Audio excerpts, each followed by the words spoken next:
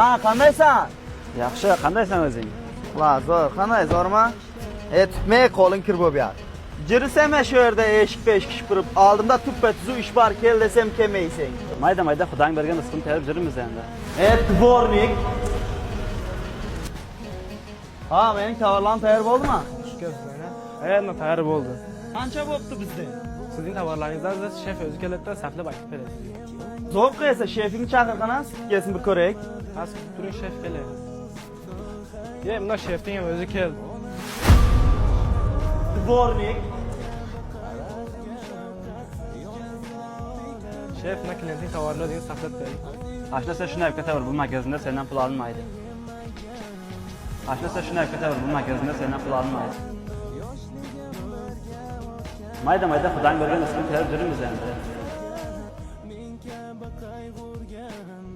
Yonimda tik turgan do'st